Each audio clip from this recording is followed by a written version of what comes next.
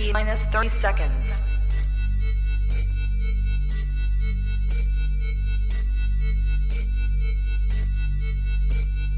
T minus 20 seconds.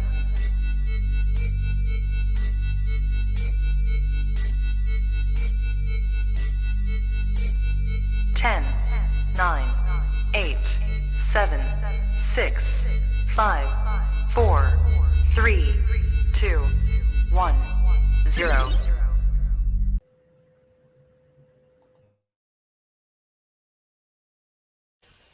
I don't have to tell you things are bad. Everybody knows things are bad. It's a depression. Everybody's out of work or scared of losing their job. The dollar buys a nickel's worth. Banks are going bust. Shopkeepers keep a gun under the counter. Punks are running wild in the street, and there's nobody anywhere who seems to know what to do, and there's no end to it. We know the air is unfit to breathe, and our food is unfit to eat. We sit watching our TVs while some local newscaster tells us that today we had 15 homicides and 63 violent crimes, as if that's the way it's supposed to be. We know things are bad, worse than bad. They're crazy. It's like everything everywhere is going crazy, so we don't go out anymore. We sit in the house, and slowly the world we're living in is getting smaller, and all we say is, please, at least leave us alone in our living rooms. Let me have my toaster and my TV and my steel-belted radios, and I won't say anything. Just leave us alone. Well, I'm not going to leave you alone. I want you to get mad. I don't want you to protest. I don't want you to riot. I don't want you to write to your congressman because I wouldn't know what to tell you to write. I don't know what to do about the depression and the inflation and the Russians and the crime in the street. All I know is that first, you've got to get mad. You've got to say, I'm a human being. My life has value.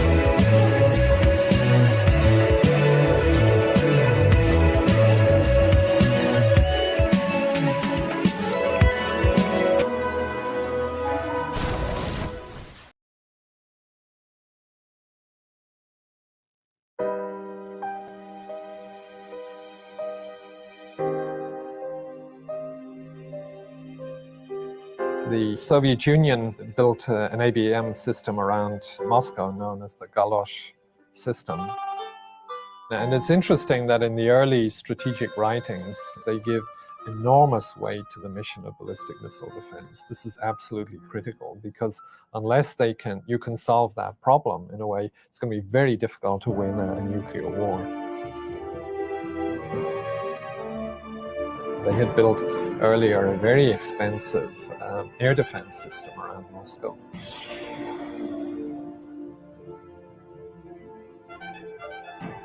The Soviet Union was thinking about how you would wage a nuclear war, how you would survive a nuclear war and prevail in a nuclear war. With the revelation of the actual defense system in a May Day parade, there was great concern that defense systems of this sort were going to be built in large numbers and spread around the Soviet Union. We assumed that they wouldn't just defend Moscow, they would extend it across all of Russia, all of the Soviet Union. And we had to think about how would we respond to that. For McNamara, a Soviet ABM system would challenge the policy of assured destruction. Constrained by budget, McNamara's dilemma was to choose between developing new offensive systems to penetrate Galosh or to develop anti-ballistic missile defenses to guard against Soviet ICBMs. An offensive ballistic missile has three phases of flight: the boost phase, the mid-course phase, and the terminal phase. And you can try to shoot it down in any one of those phases. Early missile defense efforts were largely in the terminal phase because it wasn't possible with the technology of the time to see the missiles in the early part of their flight, let alone to attack them. The Nike X was a revolutionary concept. Revolutionary in the radar. It was a phased array, a large perimeter acquisition early warning radar, and then two different kinds of missiles. A long-range missile, Spartan, and a short-range missile, Sprint. It actually exploded out of the silo.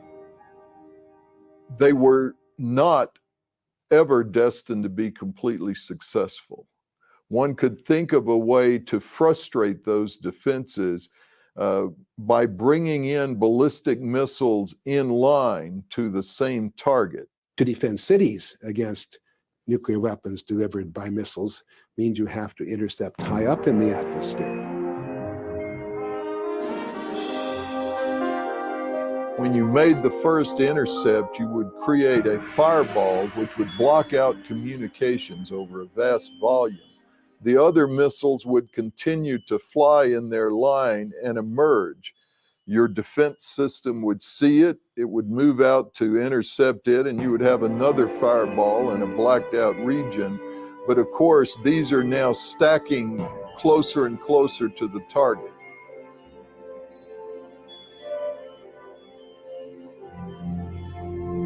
They can ladder down in order to hide incoming warheads behind other warheads.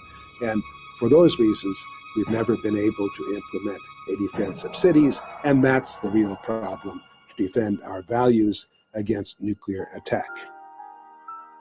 McNamara was confronted with technical challenges to ballistic missile defense, as well as its cost-effectiveness. In 1964, a study of defenses was prepared for Harold Brown, the Director of Defense Research and Engineering. At the then state of ballistic missile defense, it didn't make sense to mount a big ballistic missile defense program. No matter how much you do in the way of ballistic missile defense, the other side can, by spending considerably less effort, overcome what you do. Both sides would tend to build up their offensive forces to overcome any deployed ABM system, even though those ABM systems on both sides were likely to be ineffective. So the buyer of the defense didn't get anywhere, spent his money on a lousy defense, and all he got was to face more offense. It was this race that went on for decades between the offense and the defense. And if you think of defense as hardening and mobility as well as anti-missiles, and at times one seemed to have the edge, at times others seemed to have the edge. I think McNamara reached the conclusion that the offense had the advantage. The proper response is expansion of our offense. MIRVs that could substantially increase our offensive capability was one way of doing it. The approach that was taken by the Navy was to develop a very small reentry vehicle, a reentry body, carrying a small nuclear warhead that could be put in large numbers on the front end of a submarine-launched missile. This was the birth of what we call Poseidon. Multiple reentry vehicles evolved into multiple independently targeted reentry vehicles. MIRVs would essentially multiply the number of nuclear warheads the U.S. could deliver in a strategic attack. By August 1968, MIRVs were successfully tested with the Air Force's Minuteman. I initiated, or at least approved, the research development of MIRV technology. And I think I was wrong. McNamara thought he was wrong because he was worried about an arms race between the superpowers, what he called an action-reaction phenomenon. Despite his budgetary efforts to limit the growth of nuclear weapon systems, pressure continued to mount for an anti-ballistic missile defense. President Johnson felt that something had to be done to protect the people. The president called for the deployment of Sentinel. Sentinel was to provide area coverage of the U.S. The arguments against it were based mainly on the recognition that the Soviet forces were so numerous that any defense deployment of the Sentinel type was likely to be overwhelmed. The announcement to deploy Sentinel launched a new debate. Experts from outside the Pentagon weighed in on the deficiencies of ABM, underscoring that no such system could provide a leak-proof area defense of cities. The conclusions were that mid-course intercept of ballistic missiles really doesn't work because there are too many countermeasures. That is, you can put warheads in balloons, you can have additional balloons that in the vacuum of space look like warheads, and so you're pushed to defense, terminal defense. That's fine if you're terminally defending your missile silos. That system, even with that relatively limited mission, not trying to defend people, wasn't very effective. Renamed Safeguard, the broad vision of an area population defense against nuclear weapons was traded for a point defense of Minuteman silos. But even in this truncated form, ABM was destined to be short-lived and would soon be overshadowed by new and competing policy initiatives.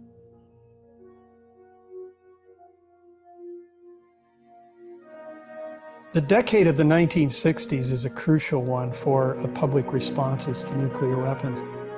We have a series of crises.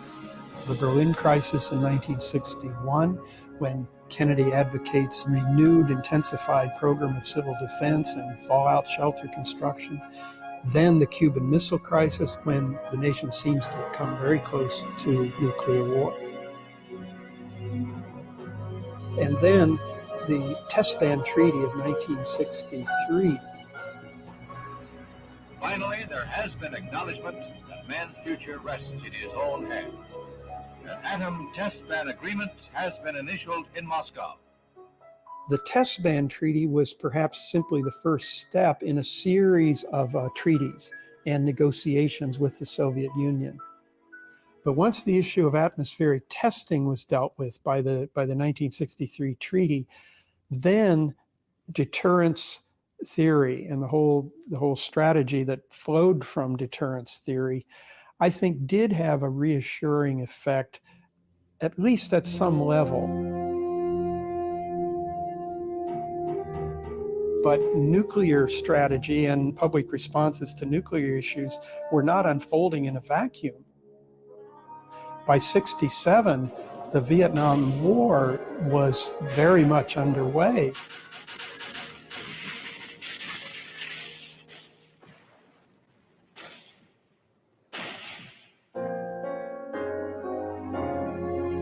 And public attention and activist energies were increasingly focusing on Vietnam.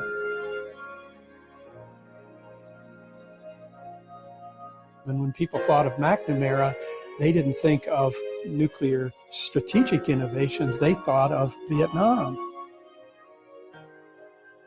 In 1967, McNamara and Johnson were confronting the failure of their strategy of graduated response in Vietnam on a daily basis. At the same time, McNamara was struggling to navigate competing interests among the Joint Chiefs. General Earl Wheeler, Chairman, Joint Chiefs of Staff, argued for increased tactical support in Vietnam, while Air Force Chief of Staff General Curtis LeMay pressed for the continued growth of U.S. strategic nuclear forces. McNamara thought that there was sort of no end to the appetite for more nuclear weapons. He wanted to basically say, I can cap the problem. We have enough stuff. We got all kinds of capability here. We can assure that we can destroy them no matter what they do to us. We can write out a first strike, and in our retaliatory capability, we can destroy everything of value to them. That's enough. For McNamara and the arms control community, mutual assured destruction became almost a catechism. It was a way to reduce the incentive for a first strike on either side, while ensuring a stable U.S. nuclear force posture for deterrence. Let's make each side the hostage of the other, so neither side has to build up its defenses. Neither side has to truly worry about a first strike because its retaliatory forces will be sufficient to wipe out the other side. So I think that assured destruction as a device for putting a lid on the arms race was totally compatible with arms control. They kind of went hand in hand.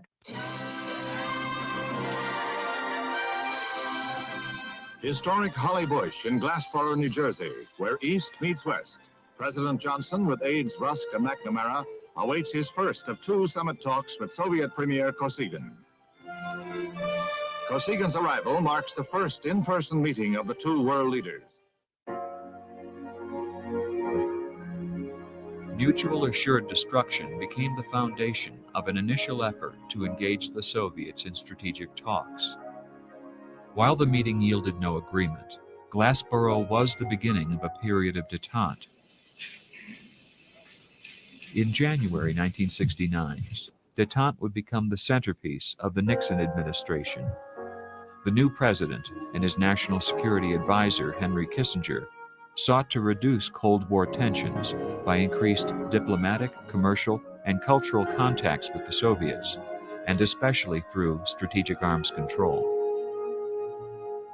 Nixon and Kissinger were very concerned that we needed negotiated arms control, not just for sort of a peaceful world, but to use it as a diplomatic tool to slow down the growth of Soviet systems, because we were not going to match them. Therefore, it's very important to maintain stability. And how do you maintain stability? You maintain stability by trying to have a workable relationship with the other side. And that's what détente was. Within 3 years, arms control negotiators in Geneva hammered out an anti-ballistic missile treaty that significantly limited defensive systems. The talks also yielded SALT I, otherwise known as the Interim Agreement, temporarily capping the numbers of offensive missile launchers. The ABM Treaty was designed to enshrine, to institutionalize, as it were, mutual assured destruction. But it included one additional element. It included an estimate of technology that both sides basically had concluded that at that time, deployment of ABM systems was not going to be militarily effective. I think détente was an attempt to both calm things down and also to allow, strangely enough, to allow us to keep on building systems. The interim agreement was largely thrown together by Nixon and Kissinger at the summit. It was intended to be a cap on the ICBM and SLBM forces of the two sides at the level at which they then were. Once we had an arms control treaty which limited missile carriers rather than warheads, then it was inevitable that we moved towards MIRVs, and did. We moved forward with arms control and détente on the one hand, while on the other hand, going right ahead with MIRVed missiles and going through several generations of MIRVed missiles. Then the side that deployed MIRVs would gain a huge advantage over the side that did not have them. And so both sides ended up deploying them. And we went very, very short amount of time from 1,000 warheads to 10,000 warheads, primarily as a direct consequence of the SALT Treaty. Prior to SALT I, you had basically an unrestrained arms race. After SALT I, the arms race just went into another channel, that of missile growth and MIRVs and improved accuracy and that sort of thing. The search for a new strategic arms limitation agreement began in 1974 as both sides quietly continued to modernize their nuclear forces. We were determined that in drafting the American version of what would be the SALT II treaty, that we would try to correct some of these things. The concept of assured destruction and the fact of détente did lull people into feeling that the nuclear arms race wasn't that dangerous and there wasn't really any need to pay much attention to it. If the threat of war with Russia is diminished, that means the threat of atomic destruction, global thermonuclear war, is diminished as well. So détente is crucial to understanding America's nuclear history in the 70s. Both you and Secretary Laird have stressed the need for superiority over the Soviet Union.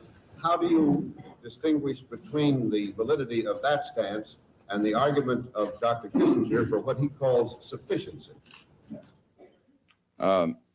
Here again, I think the semantics may offer an inappropriate approach to the problem. Our objective is to be sure that the United States has sufficient military power to defend our interest. I think sufficiency is a better term, actually, than either superiority or parity. When they announced the policy of strategic sufficiency in January 1969, Nixon and Kissinger appeared to accept that nuclear parity with the Soviets was a fact of life. Immediately following the announcement, Kissinger launched several interagency studies evaluating U.S. military posture and the balance of power. The objective was to develop alternative military strategies. I mean, I think that Kissinger was in the camp that was skeptical of assured destruction, because assured destruction creates the impression of a kind of static situation. In other words, once I have enough, I don't have to think about it anymore. But this is an evolving situation. It's dynamic. The defects of mutual assured destruction were quite clear even beforehand. The studies that we did at RAND emphasized that the capacity for extended deterrence was diminishing simply because we would be self-deterred if we continued to talk about a massive PSYOP-like strike at the Soviet Union. There was a real question over whether, as de Gaulle put it, the U.S. would risk destruction of Washington or New York in order to save Paris or Berlin. In response to this question, Schlesinger argued that traditional answers are no longer satisfactory, and he recommended exploring the sub-PSYOP class of options. So the notion was one would use nuclear weapons to strike in a limited area.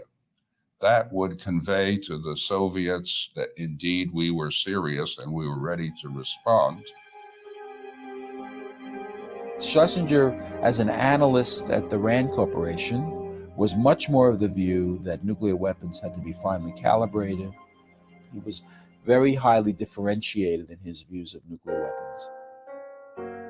Meanwhile, at the National Security Council, Kissinger recommended additional study for the kinds of situations which the president might actually face in a crisis.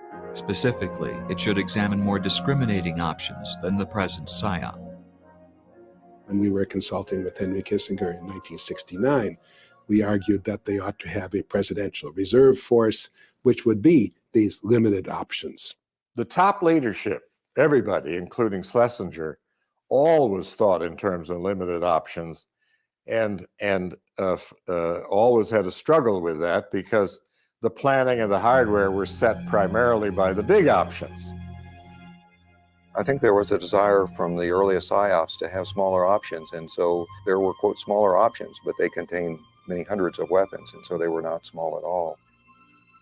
And so the structure of the PSYOP itself was such that you had small options, but they were embedded within larger options, embedded within larger options. And so at multiple hundreds of weapons in the small options, there was every chance of bringing a massive response.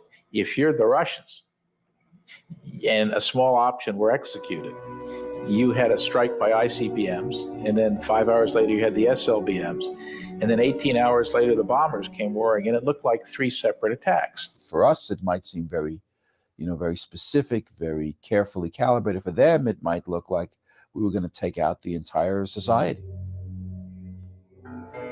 Fears about a diminished U.S. capacity for extended deterrence would soon be addressed by improvements in the accuracy of Minuteman. We had been pressing for more accurate weapons so that we could be assured that we could pluck out this target or that target without a major impact on the surrounding life, what was generally referred to as collateral damage. Technologists love this because the idea now was to make weapons that were more accurate, faster to fire. I think the technologists have driven a lot of this stuff.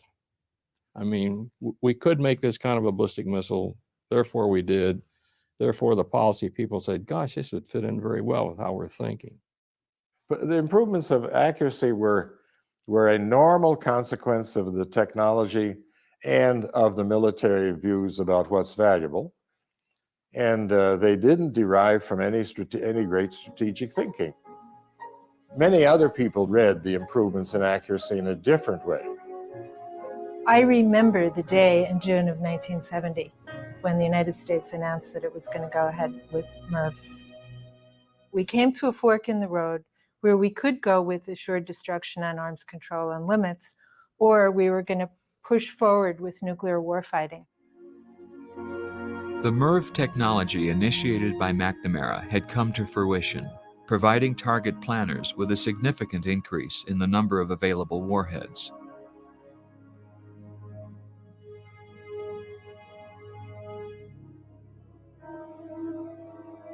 The rapidly retargetable and highly accurate MIRVed Minuteman III also contributed to a revival of counterforce in strategic thinking. I think a combination of the increase in numbers and the change in the quality being ever better for attacking military targets. And that was kind of sinking through that it wasn't just assured destruction. On January 10, 1974, the now Secretary of Defense, James Schlesinger, introduced the policy underlying National Security Decision Memorandum 242, or NSDM 242. The new policy was quickly dubbed the Schlesinger Doctrine.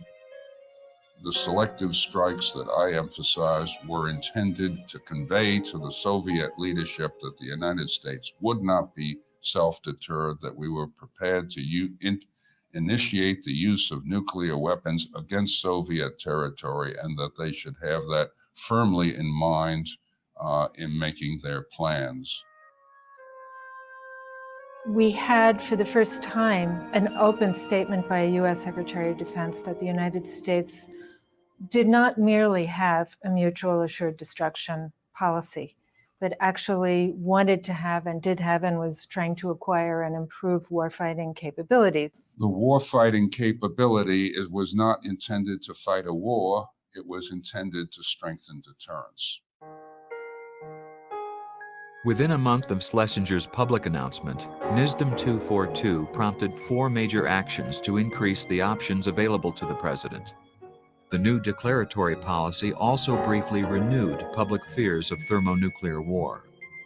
But concerns about a shift toward a posture of nuclear war fighting were overshadowed by the administration's continued progress in arms control and the promise of détente. Some people had always thought that this was like the priesthood just debating among themselves. It really had no operational significance.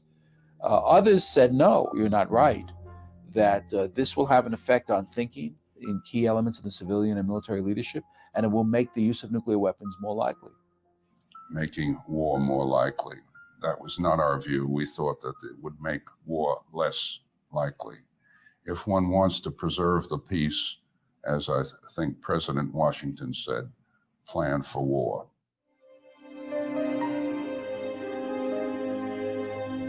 For many, the signing of the Anti-Ballistic Missile Treaty and the Interim Agreement in 1972 came to symbolize the essential stillness of the Cold War, where each nuclear adversary sought to limit the strategic arsenal of the other. U.S. efforts at arms control, together with changes in strategic nuclear policy, were based on the idea that the Soviets shared U.S. beliefs about deterrence and about fighting a nuclear war if deterrence should fail. I think there was a view which was very widespread and pervasive that the Soviet Union must think about nuclear war in the same way as the United States. In the mid-70s, the United States had fallen into a trap intellectually. We had fallen into a trap of thinking about what would deter us. And we mirror image that onto the Russians. It's important to recognize that that it's what the other side thinks that deters the other side, not what you think. Right after the Moscow summit in 1972, the number of tests of Soviet missiles just expanded exponentially. And they began to introduce MIRV capability and more accurate guidance. The fear was that they could put large numbers of warheads on those same missiles, and that then they could effectively threaten our land-based deterrent. So you began to get real worries, not only about the capabilities of the new systems, but about the thinking that lay behind these deployments. What were they really thinking? President Gerald Ford and his Secretary of State Henry Kissinger thought they knew what the Soviets were thinking when they met with Leonid Brezhnev and his advisors in November 1974. Gerald Ford continued to invest heavily in strategic arms control, and the SALT talks continued apace during his short-lived administration. We're going to have a great government, a great nation, and it's because of you, not me. In the months following the upset victory of Jimmy Carter as president, progress on arms control slowed as the mood in Washington shifted away from détente and toward defense. In early 1977, Paul Nitze, the consummate Cold Warrior who had written NSC 68, now led the Committee on the Present Danger. The committee posed frightening hypothetical scenarios that would leave a U.S. president self-deterred in the face of a Soviet counterforce attack. You then get the argument developing about a window of vulnerability in which a Soviet first strike could destroy the U.S. ICBM force.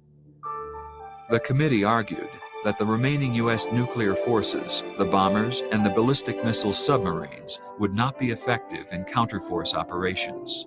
So that sort of forced the U.S. back to an assured destruction attack, primarily against cities. U.S. retaliation with SLBMs would be deterred by the fact that the Soviet Union could then retaliate against American cities. There would be strong pressures for us to halt the conflict before either side launched their final forces, and in which case we would have lost because most of our nuclear force would be destroyed.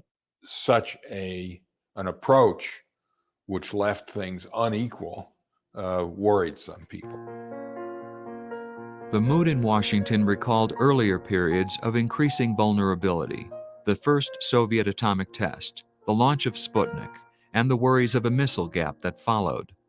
The U.S. watched as the Soviets exploited local conflicts in Angola, Mozambique, and Ethiopia, and as they expanded their political and economic influence.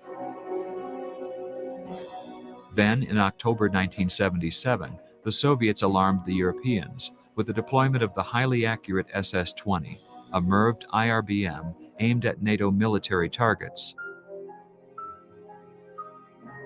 West German Chancellor Helmut Schmidt publicly declared that the Soviet SS-20s represented a major new threat to NATO, which demanded a response.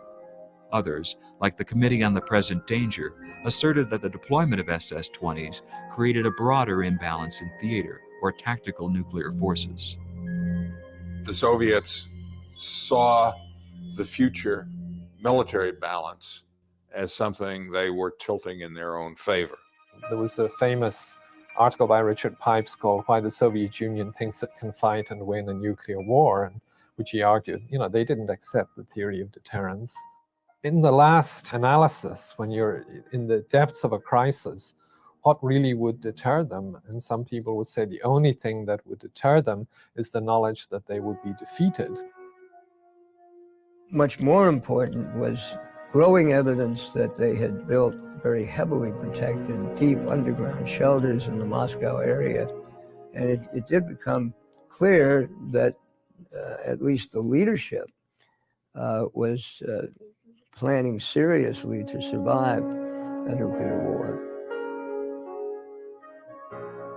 Jimmy Carter entered office championing arms control and challenging the Joint Chiefs to consider a minimum deterrent nuclear force consisting of fleet ballistic missile submarines. He had been an officer on a nuclear submarine. One of the first questions he asked during the first presidential briefing on nuclear plans, why don't we just have a survivable force of 200 missiles? I think may have been the beginning of the end of his credibility with the military.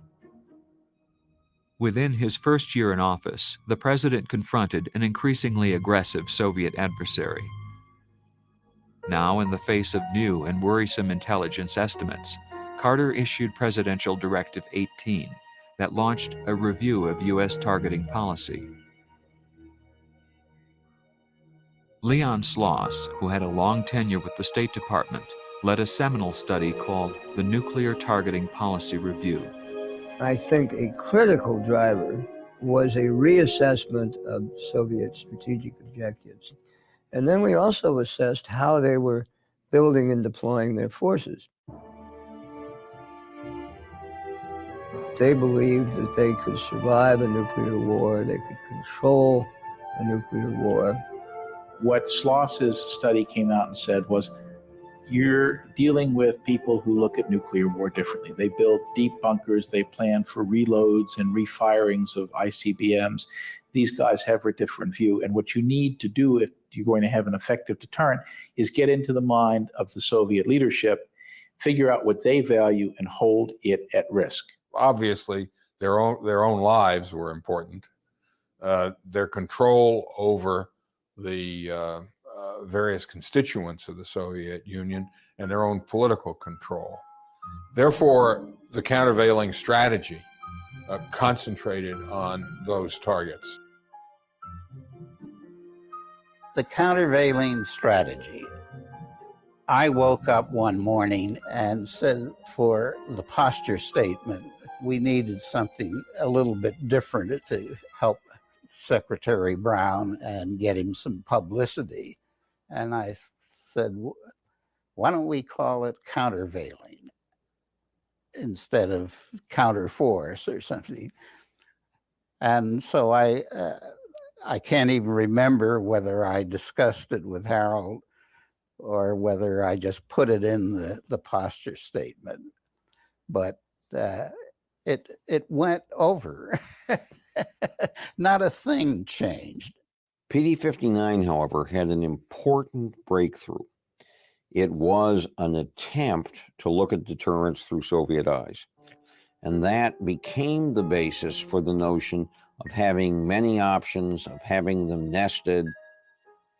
I was discouraged to discover that there was a notion that we might attack the Soviet political leadership. And if we did so, all possibilities of restraint would be destroyed at that time. On the other hand, if leadership on the other side is convinced that, well, things may go badly, but we'll survive in the end, that's not as much of a deterrent as the thought that if things go badly and if we can't reach a settlement before almost everybody before tens of millions of people get killed, you're not going to be able to survive personally. This is the Harold Brown, we're not going to win a nuclear war. We know that. We need to make sure the Soviet leaders understand the same thing. In an era of strategic nuclear equivalence, the U.S. sought to deny the Soviets any possibility of victory by remaining capable of fighting successfully. PD-59 signaled a decisive shift away from the policy of mutual assured destruction toward a posture of nuclear war fighting. But I think it was very clear in Harold Brown's mind that the purpose of this was to influence the Soviet decision maker, not to fight a nuclear war. I never read PD-59 to say we expected to win. We read PD-59 as saying that we were to terminate hostilities on circumstances favorable to the United States. That's quite different from winning. In 1975, a snapshot would reveal two superpowers armed to the teeth, with the Soviet Union having more momentum than the US. The nuclear buildup that began in the mid-70s was in response to the perception that the Soviet Union was pulling ahead of the United States. And we saw our comparative advantage being in technology, so we were always pushing our technological imperative. In an age of sophisticated technology, the computer plays an increasingly large part in DNA's programming. Computer-generated codes describe the nuclear blast and thermal environment and predict the effects on weapon systems. The neutron bomb was something that was actually first developed for the Sentinel system.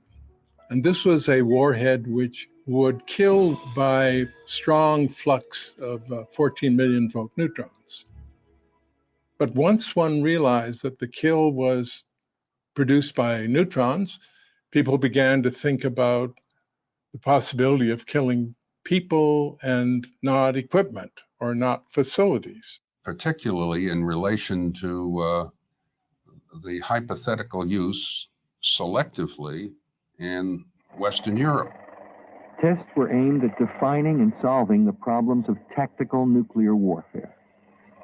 Could troops and vehicles move through the terrain in the wake of a tactical weapons blast? The problem there was how do you defeat mass tank invasions without destroying all the villages, which are about a mile or so apart throughout Central Europe.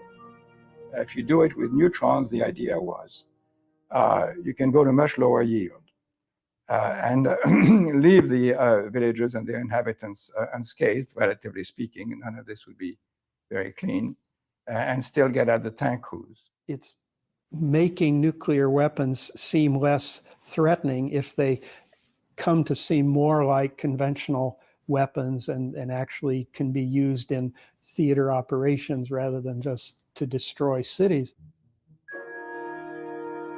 In June 1977, the Carter administration's defense budget included the production of enhanced radiation nuclear warheads. The so-called neutron bomb was to be deployed on NATO bases and was described as the first in a new generation of tactical mini-nukes. By early 1978, Jimmy Carter found himself at the center of a heated debate that played out in the streets of Western Europe and at NATO headquarters. Protesters alleged that the neutron bomb would kill people, leaving property intact. At the same time, NATO defense ministers feared being decoupled from the U.S. strategic deterrent, leaving Europe to become a nuclear battlefield. Under intense public pressure, Carter suspended production and deployment of neutron weapons. The neutron bomb, in terms of public opinion, was definitely a non-starter, and it contributed to what was a new wave of anti-nuclear activism.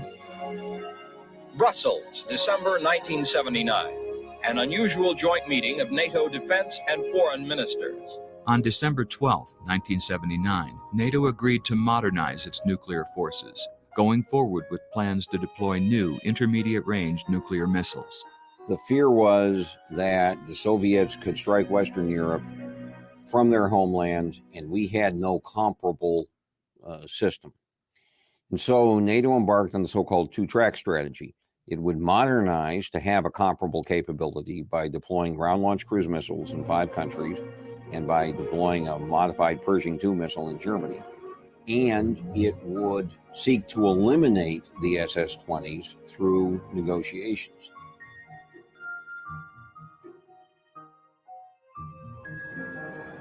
But no sooner had the two-track decision been made, the Soviets then invaded Afghanistan. It began on Christmas Eve with 350 transport planes shuttling a Soviet airborne division into Kabul airport. 3 days later, the main invasion force followed. 50,000 troops crossed the Soviet-Afghan border. The Kremlin had committed its forces to a long and costly occupation.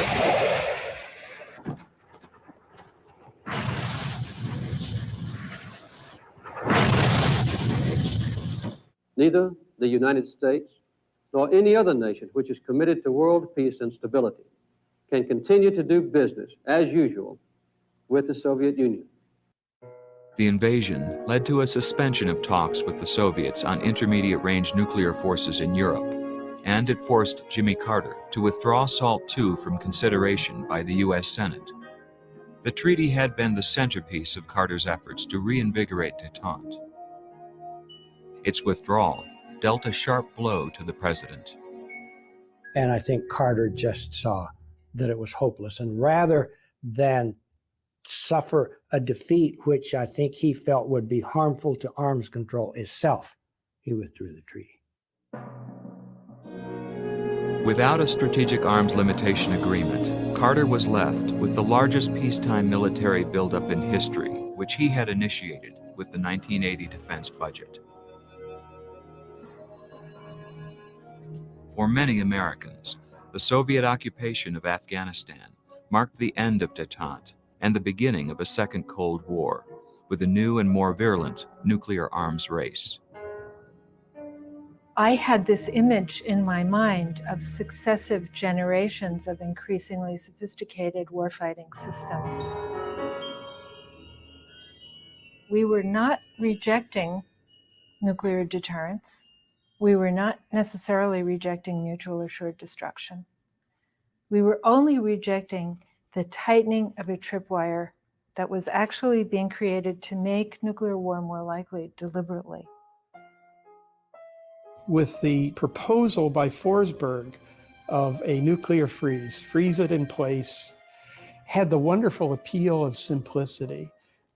It was easy to grasp. It was such a moderate appeal for a radical campaign, and it was contrasted with this radical rhetoric of the president. How do you do? Sam? Mr. President, what do you see as the long-range intentions of the Soviet Union? I don't have to think of an answer as to what I think their intentions are. They have repeated it, that the only morality they recognize is what will further their cause, meaning they reserve unto themselves the right to commit any crime, to lie, to cheat, in order to attain that, and that is moral. When his administration came in, the Reagan people said, no, this is an evil empire. The only way you can deal with it is through strength. Initially, the response of the Reagan administration was to be suspicious of arms control, to not have an interest in it. And the argument was, we are inferior to the Soviets in nuclear weapons. We cannot negotiate from a position of inferiority. Ronald Reagan led a neoconservative contingent into office in 1981. Like himself, many of his advisors were former members of the Committee on the Present Danger, and they continued to believe that the U.S. remained strategically vulnerable. Secretary of Defense Caspar Weinberger moved quickly to establish a program of strategic modernization, adding $33 billion to Jimmy Carter's record defense budget. Part of the Reagan campaign was to convince the Congress, who had to appropriate the money. Soviet military power used colorful prose, and it used the worst possible case, indeed stretching some points about what the Soviet Union was doing. Nothing was underestimated. I am announcing today a plan to revitalize our strategic forces and maintain America's ability to keep the peace well into the next century. First, I have directed the Secretary of Defense to revitalize our bomber forces by constructing and deploying some 100 B-1 bombers. Second, I have ordered the strengthening and expansion of our sea-based forces. Third, I've ordered completion of the MX missiles. Ronald Reagan had made the MX missile the centerpiece of the largest military buildup in U.S. history. Meanwhile, massive anti-nuclear demonstrations were occurring throughout Western Europe in protest of NATO's plans to deploy new intermediate-range U.S. missiles. Public protests in Europe had a tremendous effect in pushing the United States forward to pursue an INF agreement. The United States is prepared to cancel its deployment of Pershing II and ground-launched missiles if the Soviets will dismantle their SS-20, SS-4, and SS-5 missiles. This would be an historic step. The proposal, known as Zero Option, was praised in some quarters as bold and politically brilliant, but others saw it as disingenuous. The administration was asking the Soviets to dismantle hundreds of new weapons in return for a U.S. agreement not to deploy a missile force that had not yet been built. The American and Russian ambassadors have decided that they'll meet alternately at each other's mission, initially twice a week. The INF talks began in late 1981, but made little progress. Until the arms race ends, until we have real peace with real justice, we will not go home and be quiet. We will go home and organize. By the spring of 1982, the nuclear freeze movement was spreading across the United States and culminated with a rally in New York's Central Park that many would call the biggest protest in American history.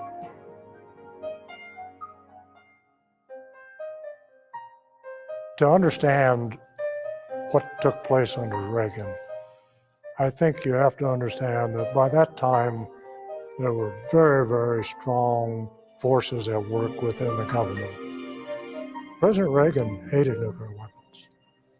President Reagan would like to have been the president that went down in history as getting rid of nuclear weapons. The Secretary of Defense hated any kind of concession to the Soviets. The Secretary of Defense thought we needed more nuclear weapons. The Reagan administration, I think, was dissatisfied with the thought that the U.S. might not win a thermonuclear war. There was certainly a rhetorical change in that Reagan and Secretary Weinberger talked about prevailing. From the beginning, the hallmark of the Reagan administration was peace through strength. Even as calls for a nuclear freeze grew louder in the fall of 1981, Ronald Reagan directed changes in top-secret guidance for the use of nuclear weapons. National Security Decision Directive 13 stated that we must be prepared to wage war successfully, and that the United States and its allies must prevail. NSDD 13 was not that different from PD 59, but we didn't want to be justifying the largest buildup in history based on Jimmy Carter's strategic policy. There is not that much difference. It alters the priority of the targets. The other thing about NSDD 13 is that it had some unfortunate rhetoric. It had this very chest-thumping, if there's a nuclear war, we're going to prevail. Even though these were very classified documents and nobody ever intended them to see the light of the day, there was nonetheless great attention paid to the rhetoric by which you expressed things, because it became the basis for how you talked about nuclear weapons in public discourse. In the spring of 1982, the Reagan administration's increasingly harsh public rhetoric about the Soviet Union served to fuel public fears.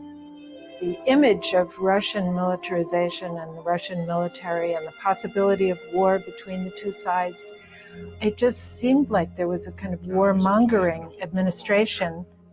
the march of freedom and democracy, which will leave Marxism, Leninism on the ash heap of history as it has left other tyrannies which stifle the freedom and muzzle the self-expression of the people.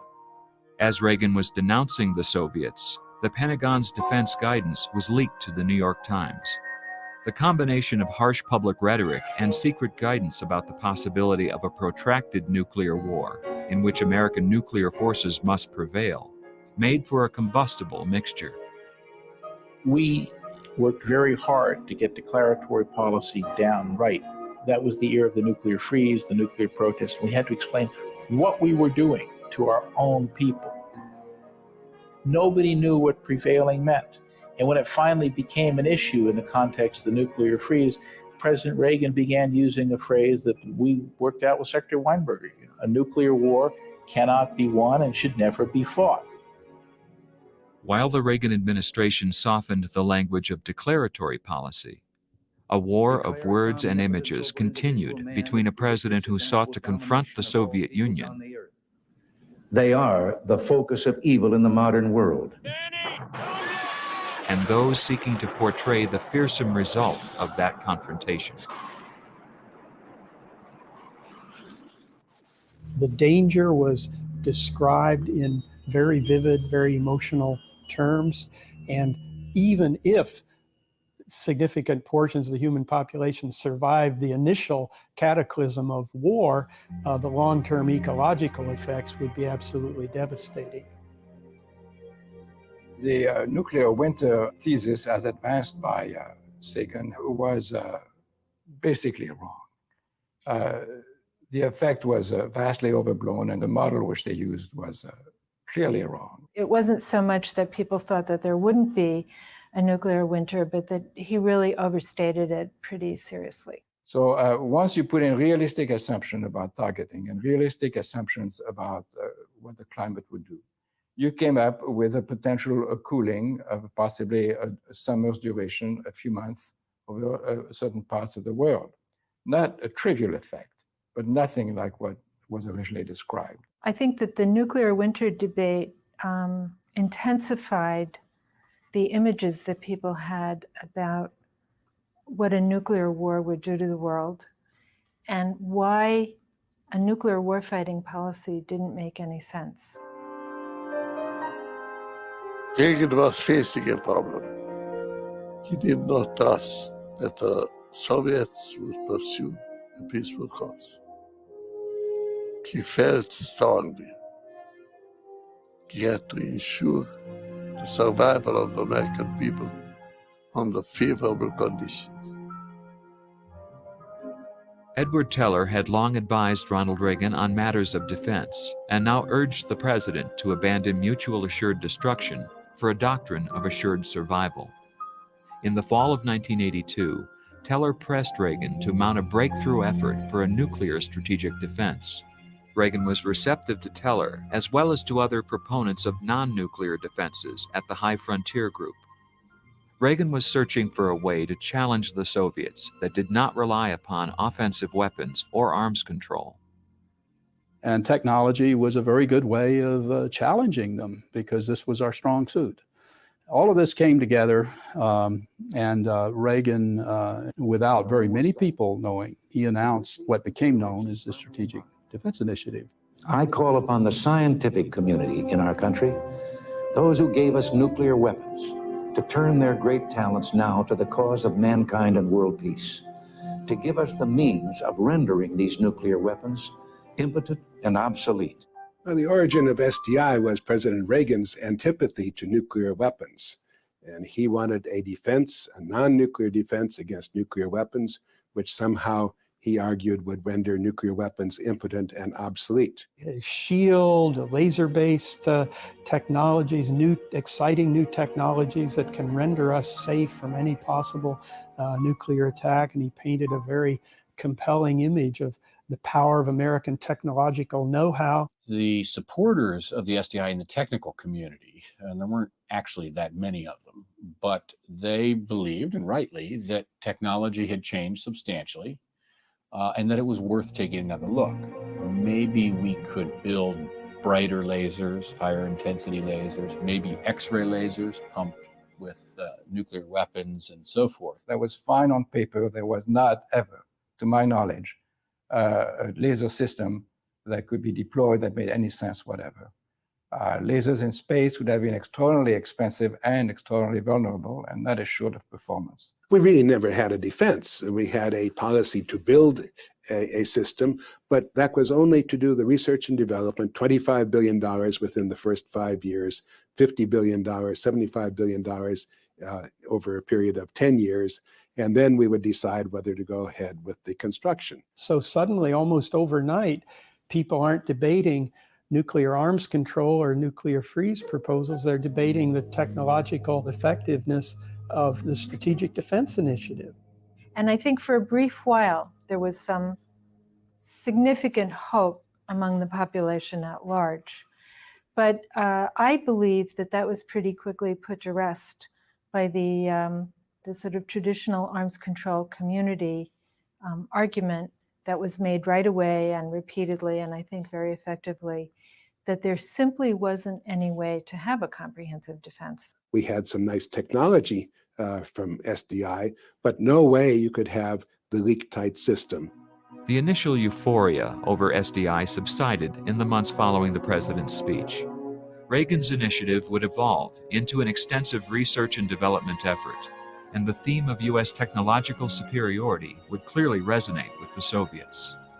Reagan believed he had offered a way out, a technological solution to the nearly 40-year-old dilemma surrounding nuclear weapons. In May 1983, a pastoral letter by the United States Conference of Catholic Bishops reframed this dilemma in moral terms, casting doubt upon the very premise of nuclear deterrence, not as an end in itself, but as a step on the way toward a progressive disarmament. But events in late 1983 would push the goal of arms control virtually out of reach.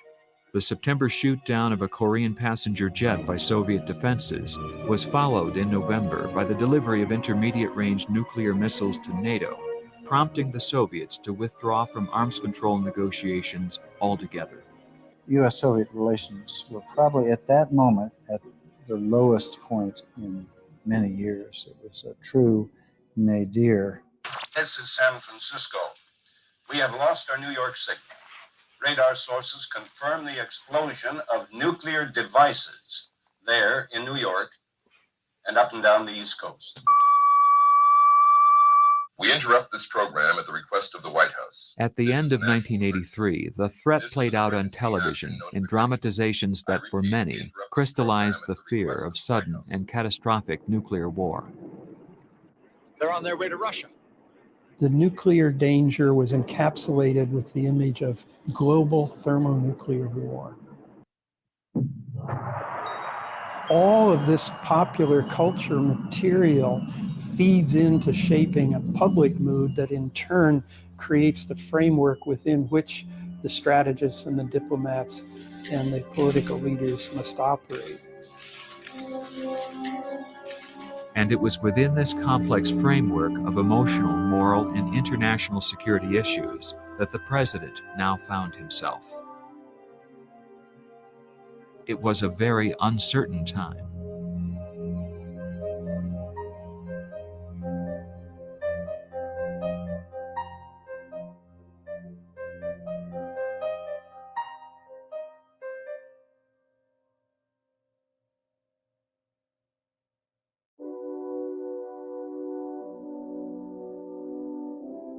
Strategic nuclear policy is inherently presidential.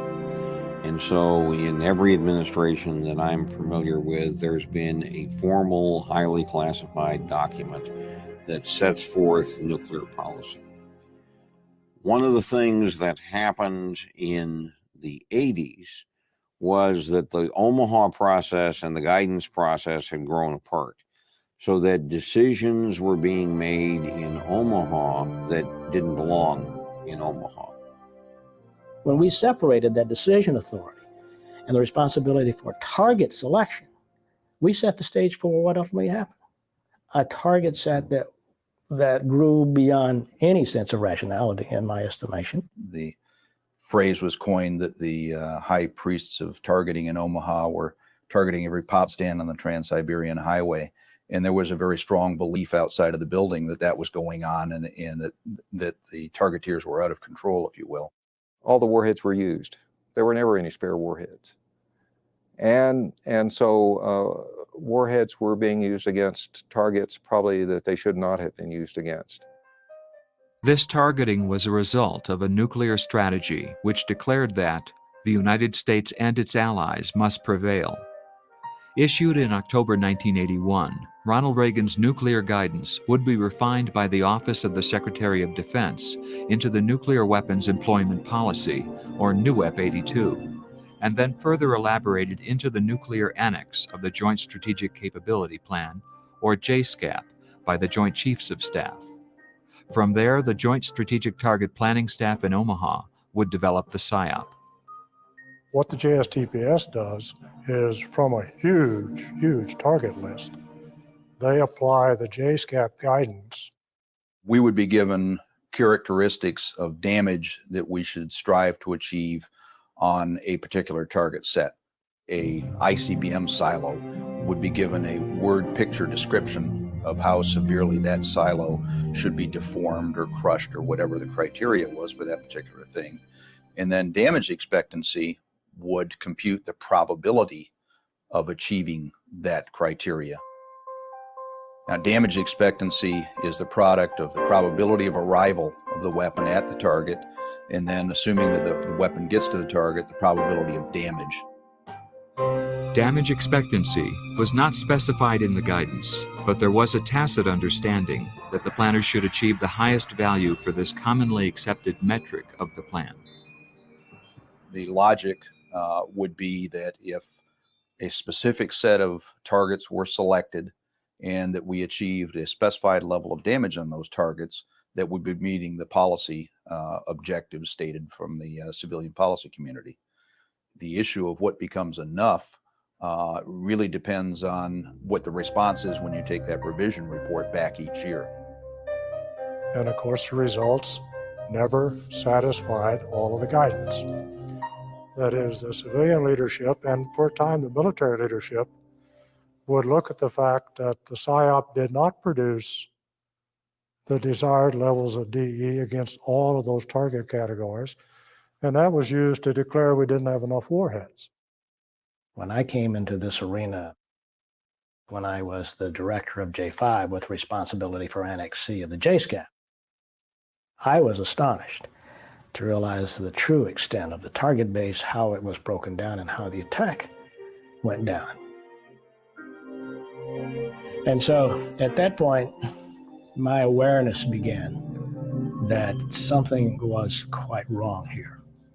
And that was really the beginning of my deeper relationship with Frank Miller, who was one of those civilians in the room who obviously had a deeper grasp of these things, but I could sense his frustration. There was no reason for anybody in Omaha to ever throw a target off the list. There were lots of weapons, and there was no analytic scrutiny brought to bear that said, why are you hitting this instead of that? Each of these evolutions of the strategy expanded the demands. Whereas when we added limited nuclear options, we didn't do away with the major attack options. And that's where this breakdown, this dissociation of target planning and policy came most immediately into play. And in the period 85 to 88, what I did was to lead a small team of people which gradually uncovered tremendous discrepancies between the NSDD 13 guidance and the war plan. There was a young Navy commander named Ed Ohlert who first brought insight into the gross disjuncture between urban avoidance, small options, and secure reserve force issues. And one issue at a time, we changed the war plan so that it, in fact, began to resemble and reflect presidential guidance. And what we did was simply bind together all of the solutions that we had created in the 3 years, 85, 6, and 7, into NUEP 87. And that, for the first time, actually put some strictures on the planning process. NUEP 87 provided the war planners in Omaha with highly detailed OSD guidance. But this was only the first phase in an effort to improve the nuclear planning process. In the spring of 1989, Richard Cheney, the representative from Wyoming, would bring a new energy and awareness of operational planning to the Office of the Secretary of Defense. Secretary Cheney was far more knowledgeable about nuclear planning than anybody gave him credit for. Secretary Cheney and I had a relationship. We knew each other professionally before he came into the building. And it was in the context of that relationship that we often talked about nuclear policy and nuclear planning. Secretary Cheney then goes out to Omaha, and I'm briefing him on the plane about all the good work we've done in the past several years about how we fixed the gross morphology. And he starts looking at some of the PSYOP DE numbers that we have, and he says, well, why is this happening? And why is that happening? So by the fall of '89, we understand the PSYOP needs to be overhauled. Secretary Cheney ordered an urgent review of strategic nuclear weapons targeting that would require a highly cooperative effort between the Defense Department, the Joint Chiefs, and the war planners in Omaha. And so we start this work, and the first phase is to examine and then deconstruct the target base and say, what are we hitting and why? Are these valid targets? And should this number of weapons be used against this kind of targets? And the answer in many cases was no.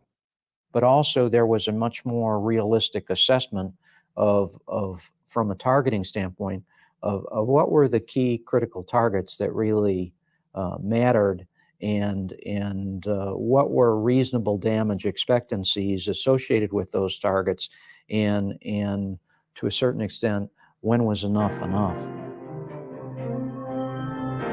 In June 1991, Secretary Cheney sought to formalize the new relationship that had emerged during the target review. To forge even stronger links between the policy community and the war planners in Omaha, Cheney established the Nuclear Planning Working Group.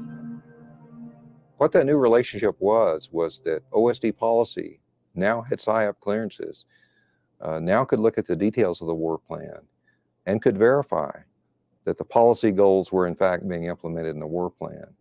And it became more of a collaborative effort between OSD policy and the folks at Omaha that were developing the war plan. So all of this resulted in the kind of dialogue that we would ultimately like to see take place across our defense establishment, where OSD and Joint Staff and a combatant commander staff are engaged in a useful and important dialogue on how policy becomes implemented in war plans.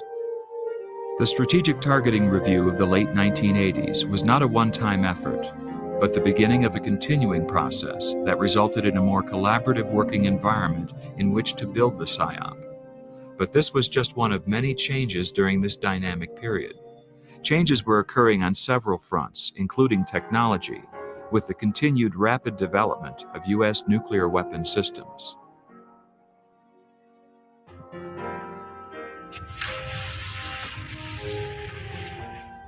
During the Cold War, there was a lot of technology push in the sense that innovation kept presenting strategic options. That's what technology is all about, presenting in sometimes sudden and unexpected ways new possibilities. By the early 80s, we really had a fundamentally different set of capabilities. When we began then to introduce yet a new class of nuclear weapons that not only had large yield, but had very high accuracy. We then had a significant breakthrough with the deployment of the Trident II missile. Because Trident II missile had both throw weight and accuracy. So with the high-yield W-88 warhead, the Trident II forced the Navy into thinking beyond the notions of counter value. The accuracy of Trident II permitted the planners to plan the employment of that system in exactly the same way as they planned the employment of the intercontinental ballistic missiles. In 15 minutes from launch, you had a fair chance of being able to destroy land-based ballistic missile systems as well as bomber bases. Reagan's modernization program, which included significant improvements to command, control, and communications, was getting the Kremlin's attention. In the first week of November 1983, the U.S. tested its command and control systems and nuclear weapons release procedures during a NATO exercise called Able Archer. The Soviets responded by going on high alert, wary that Reagan was practicing for a preemptive nuclear attack. For Reagan, the Soviets' fearful overreaction was sobering.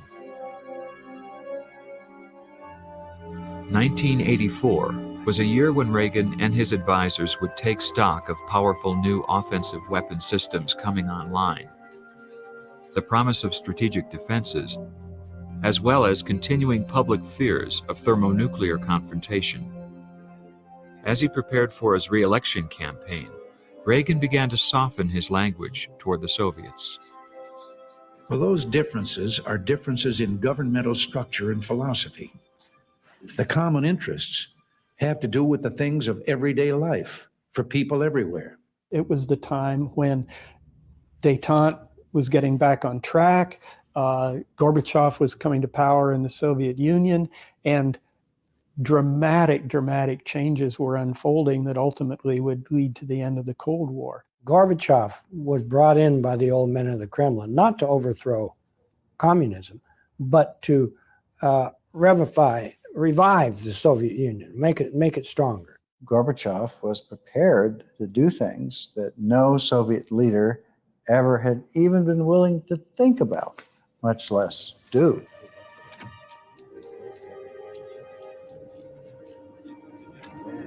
When Gorbachev and Reagan met for the first time, some 3,600 journalists had assembled in Geneva for what many described as the most unpredictable summit in 2 decades. While there was little substantive discussion of arms control, the two leaders set the stage for continued negotiations on intermediate-range nuclear forces in Europe and new talks on reducing strategic arms. In a frank, businesslike, and I think responsible way. No table time. Никто не бьет кулаком. Я думаю, этого не будет. Even more importantly, Gorbachev and Reagan agreed to meet again. Geneva was important, I suppose, for the personal relationship between Reagan and Gorbachev. But then Reykjavik was the meeting in which Gorbachev agreed to the principle of intrusive on-site inspection for the INF Treaty, later transposed to START. We couldn't have had either of those treaties without that decision of the Soviet Union. Gorbachev approached Reagan with proposal after proposal for dramatic reduction and even the elimination of strategic weapons, but SDI was the price. And to preserve SDI, Mr. Reagan did not agree with Mr. Gorbachev in Gorbachev's willingness to abandon all nuclear weapons. They did not come to an agreement there. We didn't have to reduce our nuclear weapons. SDI, Reagan's fantasy, was untouched. The SDI program and Reagan's persistence and refusal to back off on it played a pivotal role. And first bringing the Soviets back to the table, secondly getting them to negotiate seriously about offensive reductions, and finally, I think, in deciding that they simply could not compete. Neither superpower had much luck in trying to push militarily. And the real competition at that point were the economic and political. And that's a competition with the Soviet Union lost. Never lost a military competition. They lost the economic and political competition. They kind of lost the cold peace, really. While negotiators met in Geneva and the Soviet economy buckled under the strain of its military buildup, Reagan assailed the very symbol of the Cold War. Mr. Gorbachev, tear down this wall. Few could imagine what would be called a year of miracles, change that would sweep across Eastern Europe and into the Soviet state. The maxim is, dovii no provii. Trust but verify. Назначение этого. На каждой встрече вы это повторяете. You repeat that at every meeting.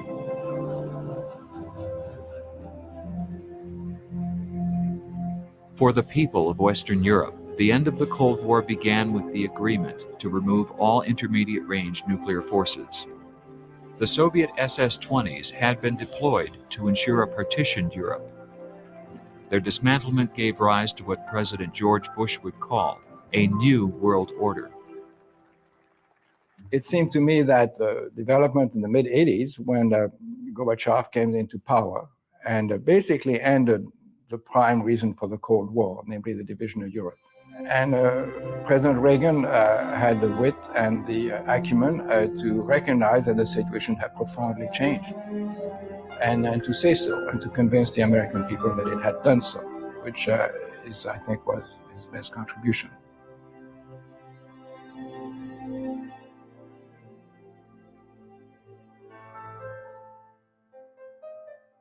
When we came into office in 1989, it was a period of significant change, or at least changed rhetoric and so on. So we decided it was time to reevaluate U.S. policy around the world. We looked around and we saw no change in Eastern Europe, no change other than the rhetoric of Gorbachev. And we said, no, that is not enough.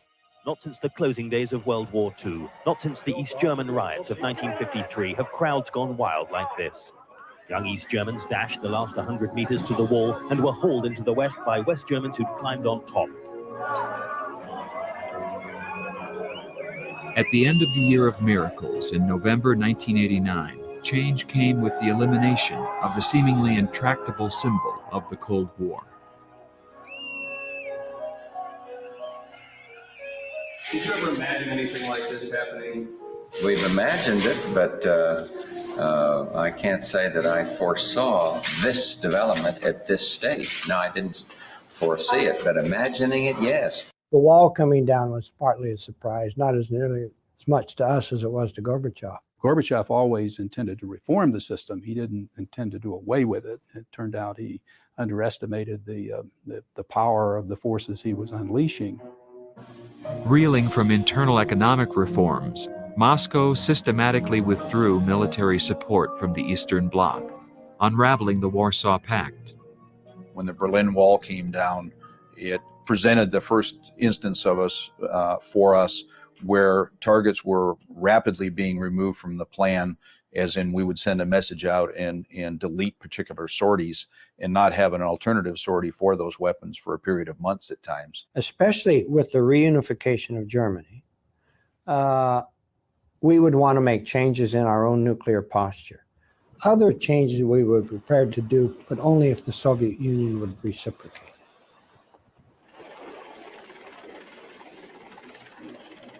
Amid the rapidly changing political landscape, Bush and Gorbachev met to concretize the new orientation in Europe.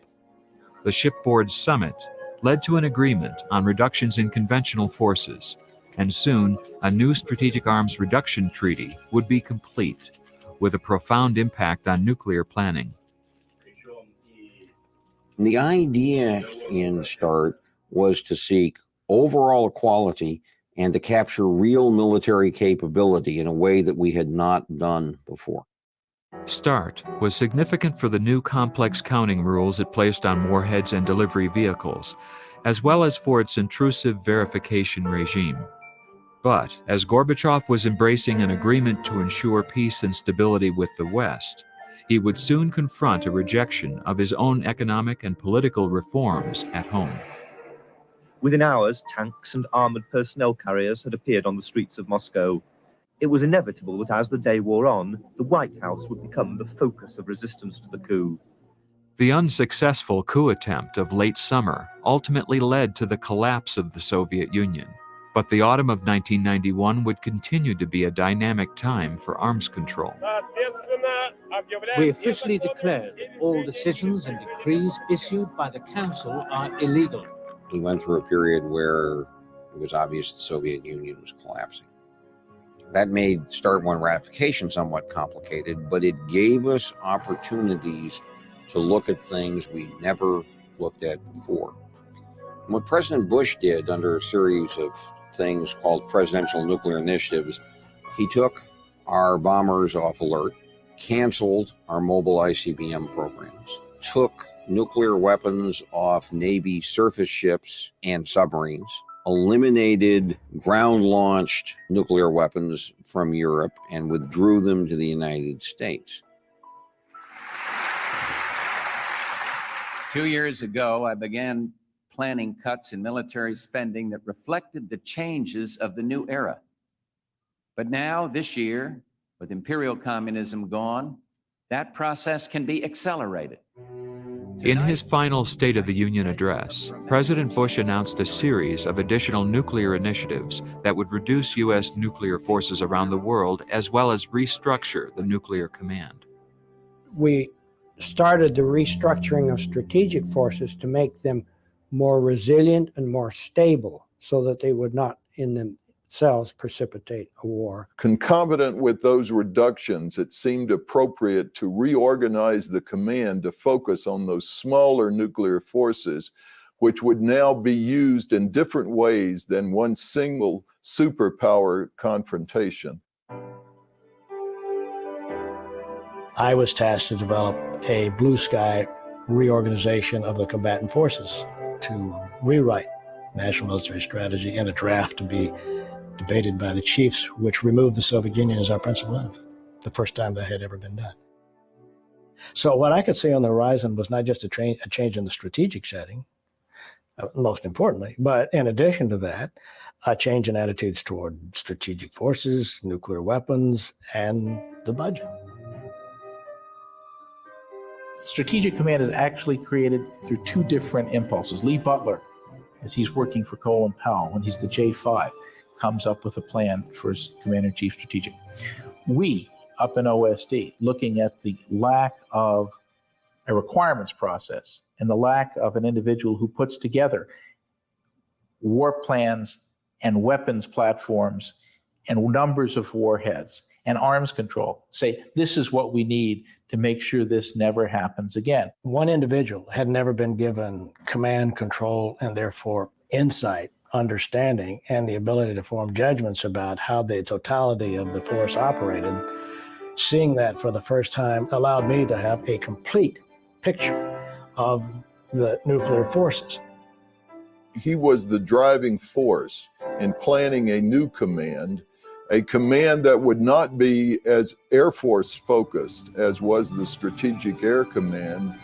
They elevated the Joint Strategic Target Planning Staff, which had been a joint force, to now become the Strategic Command.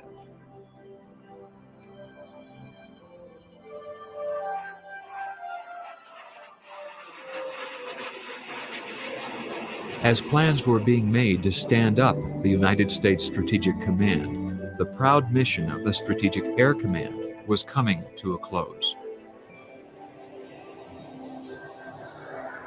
For 46 years, SAC held in its hands the ultimate deterrent to war, the ultimate enforcer and ensurer of the peace.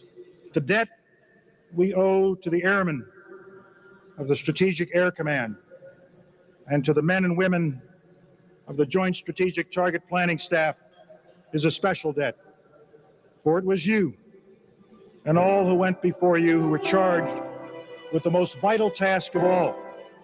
It was you and your buddies at sea in our missile submarines who were entrusted with America's most powerful and most important weapons of war. In 1992, the Strategic Air Command was disestablished and its missions divided up amongst several Air Force commands and the new Strategic Command. The most important features of the new Strategic Command were indeed the target planning capabilities, which are unique in the world. Secondly is the ability to guarantee the nuclear command control system that would configure and operate those forces if they were required. Those missions remained intact as a key part of the new U.S. Strategic Command.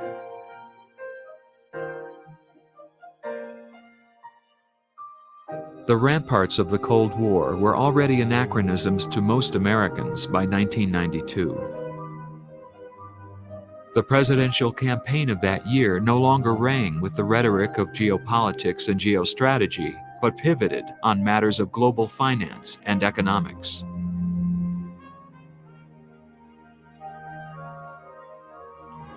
Bill Clinton's defeat of George Bush at the polls was widely interpreted as a result of his commitment to a new social agenda and the public's disaffection with the economic status quo.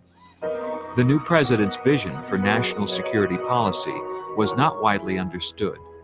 The Cold War now seemed long ago and far away. This election is a clarion call for our country to face the challenges of the end of the Cold War and the beginning of the next century.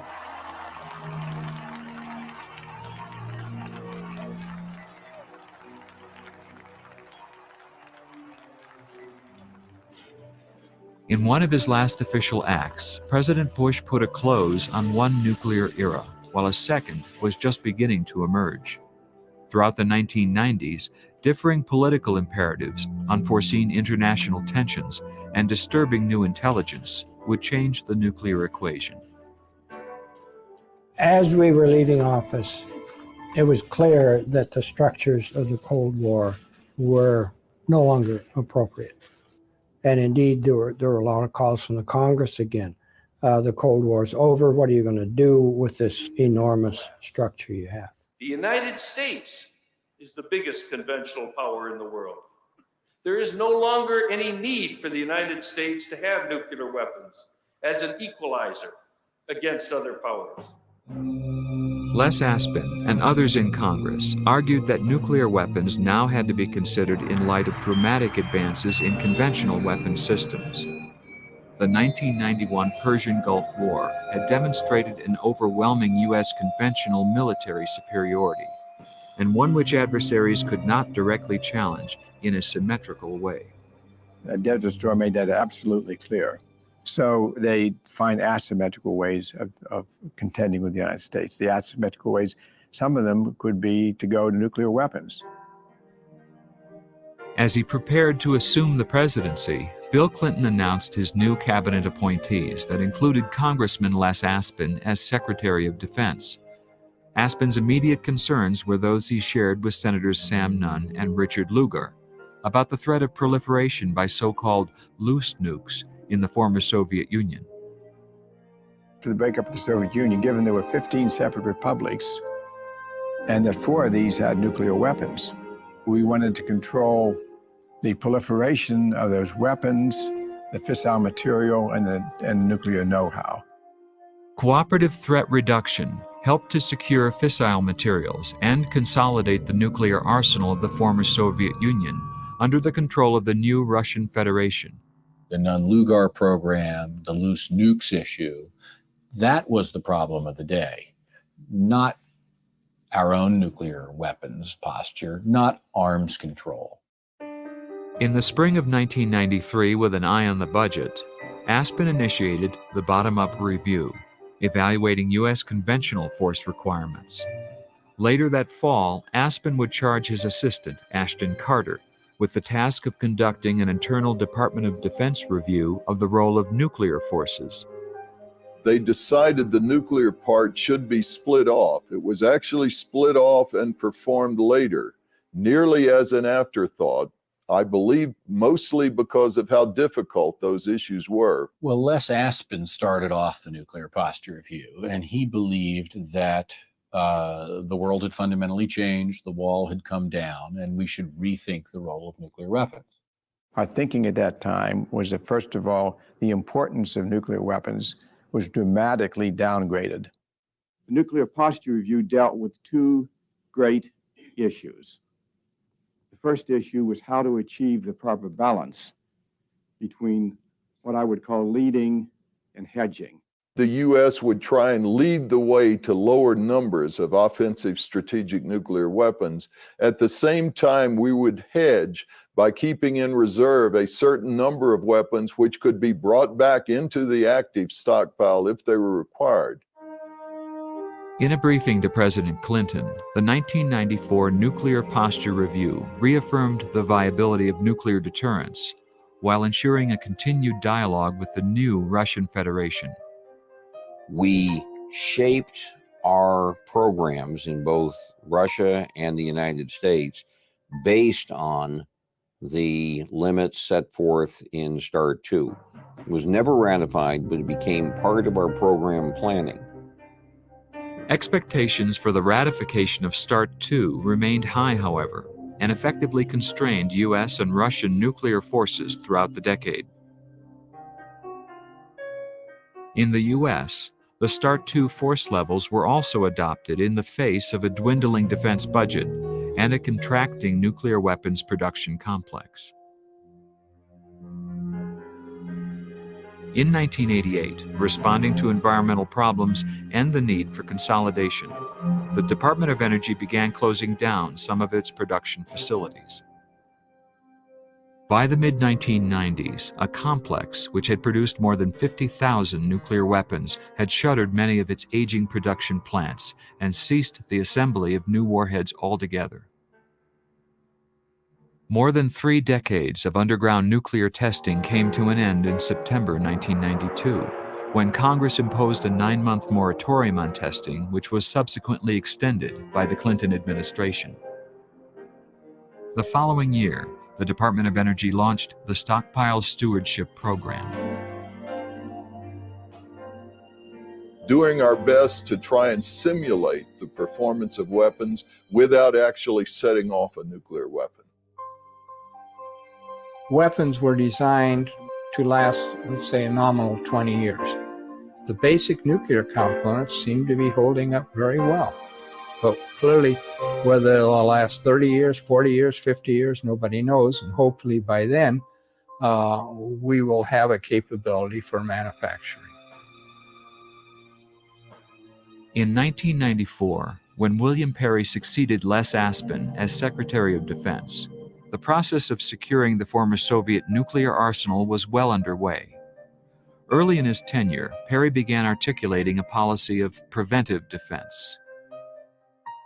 So Perry wanted us looking out into the future, not becoming complacent just because things were good. We had won the Cold War. Nobody could match us. He said, let's think about what the future threats could be. For more than 40 years, an uneasy armed truce had prevailed on the Korean Peninsula.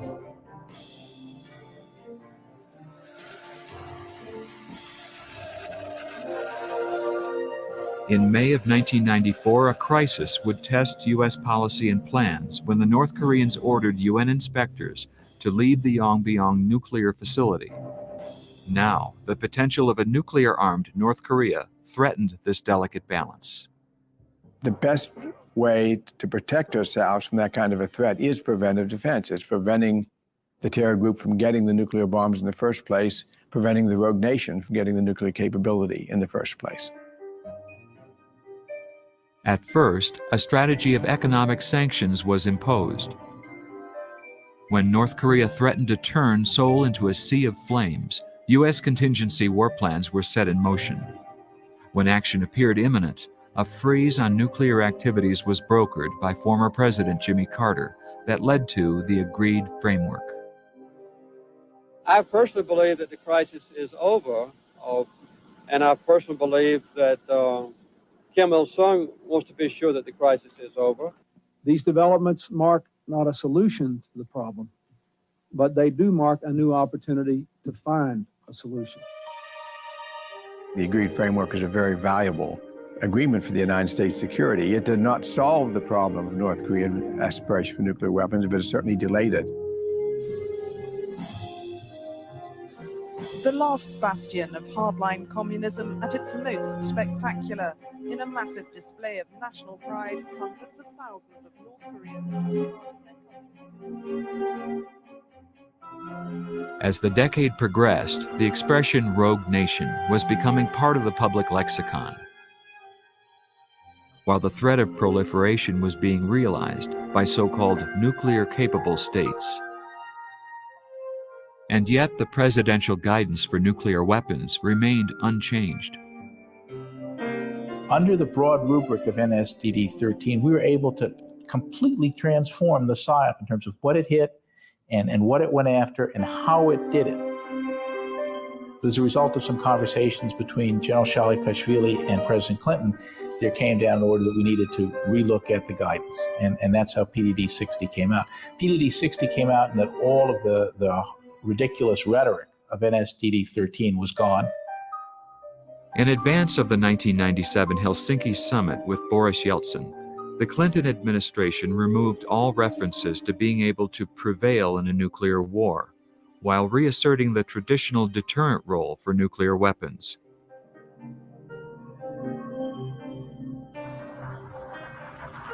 But the character of the threat now facing the U.S. and its allies was continuing to change. Rumsfeld Commission had a very simple mission, and the 9 of us were asked to assess the ballistic missile threat to the United States. The major problem comes from 3 rogue states, North Korea, Iran, and Iraq. We said that any of them, if they had sufficient technology support from other countries and an urgent and well-financed program, could maintain secrecy and have an ICBM within 5 years. We judged the strategic threat to be nuclear warhead payloads and biological warfare agent payloads. Within 6 weeks of the report, the North Koreans launched a 3-stage missile. The successful test of an ICBM dramatically confirmed the Commission's findings, prompting Congress to revive national missile defense.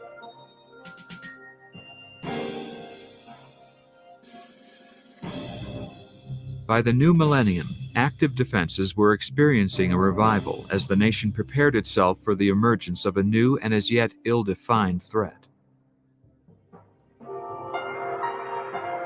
A threat that would be manifestly different and less stable than the Cold War experience of a nuclear-armed Soviet adversary.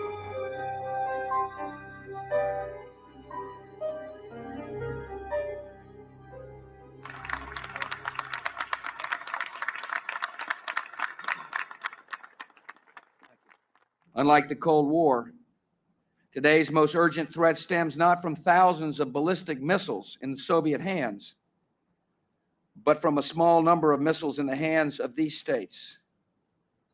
States for whom terror and blackmail are a way of life.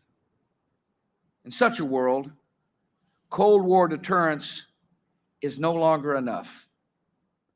We are much less interested in deterring a substantial foe like the Soviet Union and much more interested in deterring lesser powers that gradually may acquire weapons of mass destruction.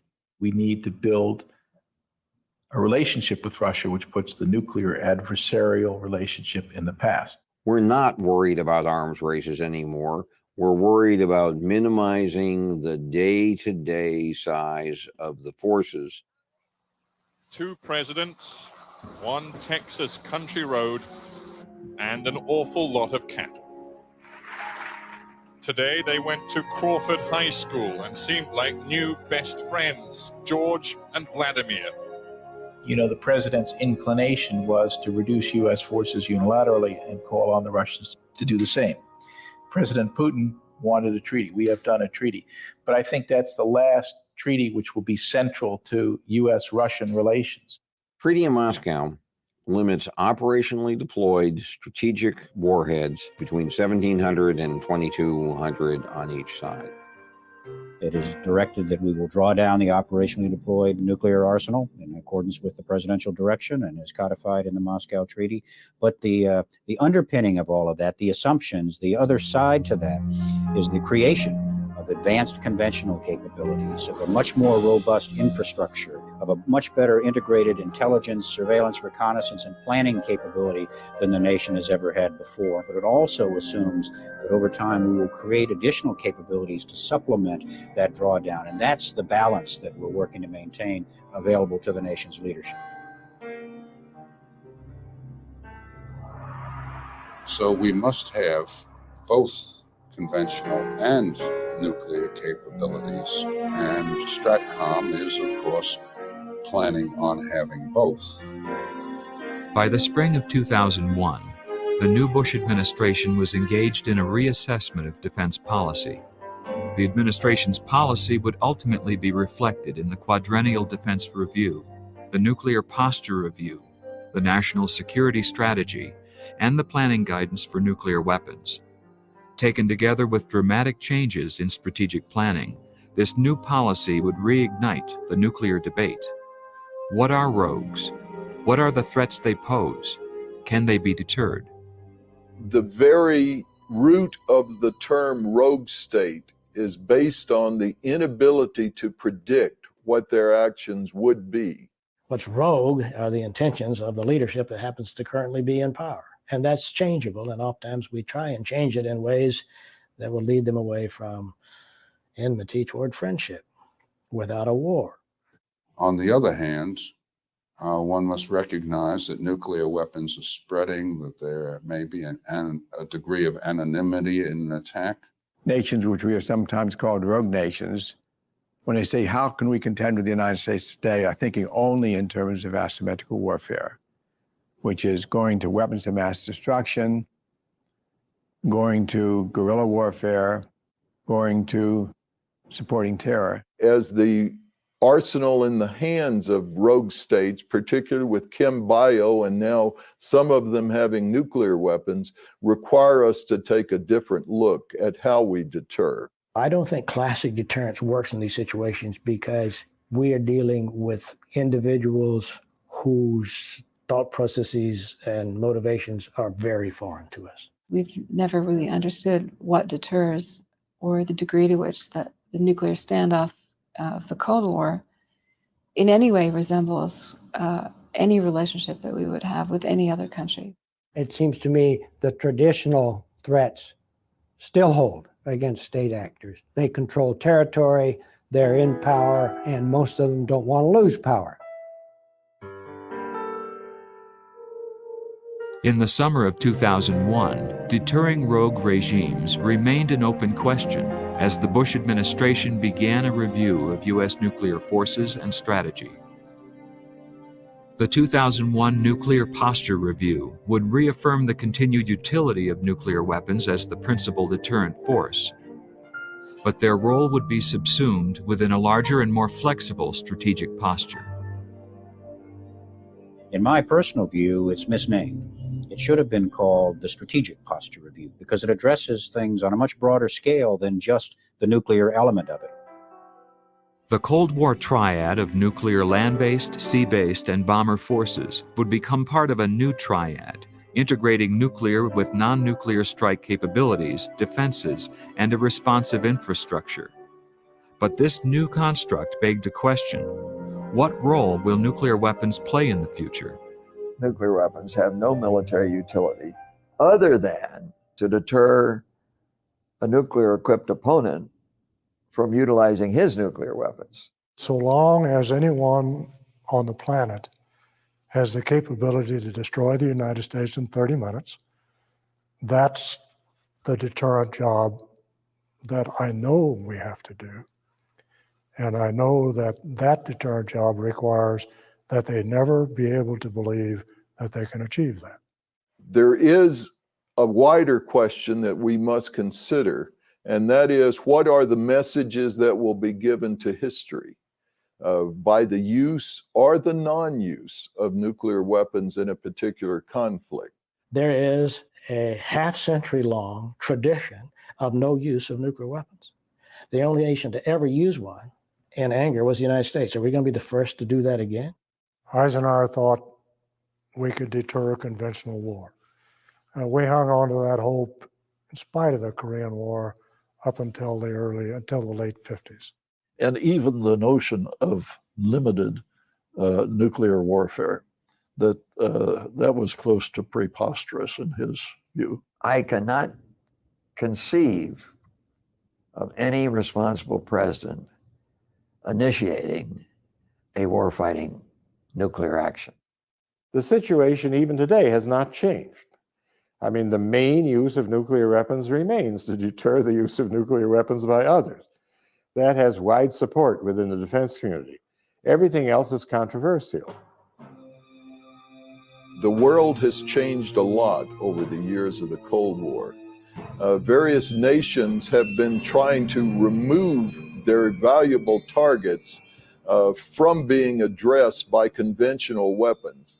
And unless you're holding the targets most valued at risk, deterrence will fail. There are an increasing number of types of targets and types of adversaries for which the current stockpile is ill-suited. There's no doubt about that. And if we are ill-suited or ill-configured to deal with those threats, it might convince potential adversaries that we would never use those capabilities, and whether we like it or not, then it loses its deterrent value. In my view, the development of these kinds of capabilities for the in extremis situation, for that target, is not because we think the developing the weapon is going to deter that target in the first place. I don't believe that for a minute. I think it is simply having the capability to destroy it in the event we reach a point where the president is convinced that we have no other alternative. But it's all tied back to what has been the constant from 1950 to 2020. That is, the purpose of the deterrent is to be credible enough to convince anyone that can destroy the United States that they can't possibly win by doing that. That's the constant. It was a well-planned and well-executed proposition. The familiar East-West confrontation that once sustained a broad-based consensus supporting nuclear weapons and nuclear deterrence had, by the mid-1990s, given way to an unfamiliar landscape. In a world of uncertain and unpredictable threats, attitudes toward nuclear weapons and even the efficacy of deterrence had become widely divergent. But amidst this disagreement, there were shared fears of nuclear proliferation. An event in late summer of 2001 would suddenly and shockingly refocus debate.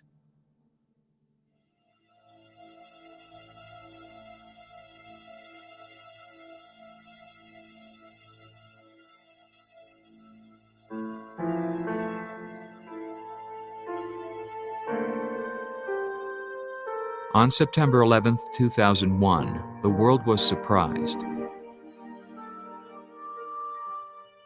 The U.S. was not prepared for an audacious and catastrophically destructive act of terror on its soil.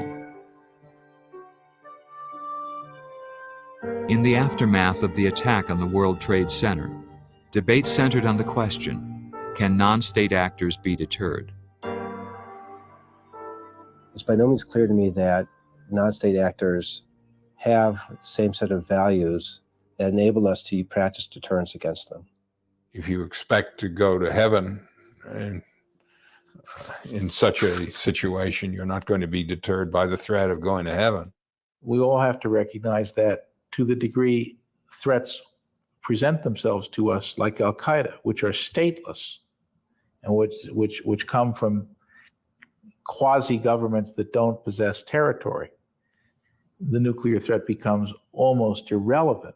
The trouble today is we don't know how to deter the subnational and terrorist groups such as Al-Qaeda from using the weapons in alliance with these rogue states who have developed the weapons and seem to have a few barriers to transferring them. And therefore, the idea of preemption of such capabilities achieves a significance and becomes an option. For more than 50 years, the United States had practiced deterrence against adversaries who threatened the nation and its allies with weapons of mass destruction. The political objective of containment was underpinned by the knowledge that the Soviets and the Chinese had something to lose. And I think in the mid-50s, the unacceptability of all-out nuclear war became common knowledge between the US and the Soviet leaders. But that kind of common knowledge doesn't exist with potential rogue states or non-state actors. You're kind of unsure what it is they think about this. And if that's the case, then it's very difficult to be sure that deterrence will operate. And if you're not sure deterrence will operate, then you become even more afraid of their acquiring these weapons. This, for me, would be my policy nightmare. When the moment comes that we have conclusive evidence that they have or are about to give this kind of capability to a terrorist organization. The separated plutonium, the weapons plutonium, and the highly enriched uranium. Those materials are the principal danger around the world. If a country or a terror group gets a hold of them, it's no great trick to make nuclear weapons. It takes some time and some skill, but it's not an enormous trick to make a primitive weapon. There are those that argue that today's non-state actors can't be deterred. I don't believe that. I think everyone has the ability to be deterred, and even if the zealots can't be deterred, the structures, the national elements, the host nations that support them are susceptible to more classic elements of deterrence. This is a much bigger work assignment than has ever been assigned for planning nuclear or non-nuclear attacks in the past. And the goal is to try to put that within a single command that can support such operations around the globe. Nuclear weapons would remain a key deterrent if there were an emergent China or a resurgent Russia. But they would be given a new emphasis: rogue nations and Islamic terrorists with weapons of mass destruction. I think nuclear deterrence will continue to play a fairly significant role for the future. The size of that role depends upon a number of factors. One is the degree to which we are in fact successful in bringing Russia into the West, and the degree to which China begins to perceive itself as a status quo power as opposed to an aggressive, upwardly mobile power. A second has to do with whether or not major countries who would make themselves our adversary continue to deploy nuclear weapons, therefore requiring us to have nuclear weapons to deter nuclear attack in the first place.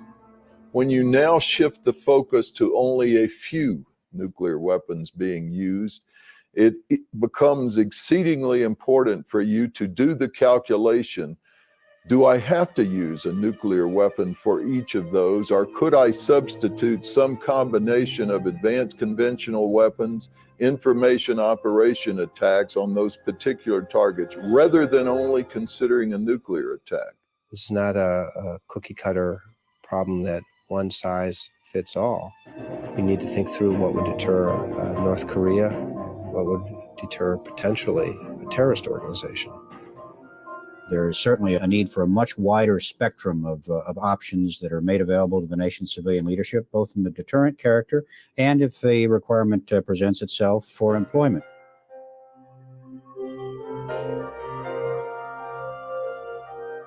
Our nuclear policy today, I believe, is based on maintaining a warfighting capability. We reserve the right to use nuclear weapons to respond to and therefore to deter chemical or biological use, weapons of mass destruction. You cannot simply say we will deter without being able to execute in wartime. On the other hand, if we introduce nuclear weapons, we won't be the only ones to do so. All parties involved, and most especially the president, have to realize the consequences of that act. You invite proliferation. You're basically suggesting that it would be a good idea for threatened countries to get nuclear weapons and strike fear in the hearts of other people. And that's what I think we do when we say we're going to need these nuclear weapons in perpetuity, but you don't need them. The only role for nuclear weapons should be to deter the use of nuclear weapons by others, which means a no first use doctrine. I would never renounce first use of nuclear weapons, because it seems to me that part of maintaining a reasonably stable world is the good part of nuclear weapons. And I think however we say it, however we do it, and most of the world won't like it, we need to say no more nuclear weapon states, but the nuclear weapon states they will be guardians of the system. We need nuclear weapons to convince any potential aggressor not to attack us and to understand that we have the means to retaliate in an overwhelming fashion should we or our allies be attacked. the US has only considered nuclear weapons to be blunt weapons of last resort. But all of us understand the horrific nature of the nuclear weapons and the fact that they are not and will never be considered as just another kinetic option available to the nation's leadership.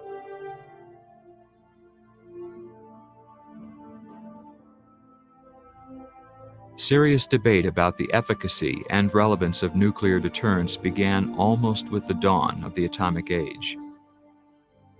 The debate was often framed by starkly contrasting views about the dangers and risks posed by nuclear weapons compared with the benefits of a stable world.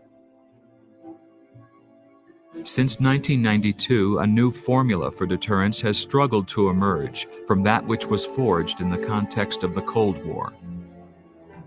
The terms of the debate have not changed, but the context has. The very existence of the arsenals and the technologies of nuclear weapons themselves demand a new construct for deterrence.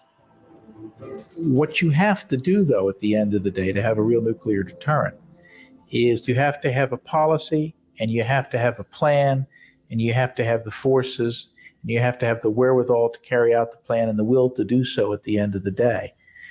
If you don't have all of that, then you don't have a nuclear deterrent. If you manifestly make clear that you have a nuclear capability and would be prepared to use it under certain circumstances, your deterrent is enhanced. It's up to succeeding generations as to whether they will be able to meet those tests.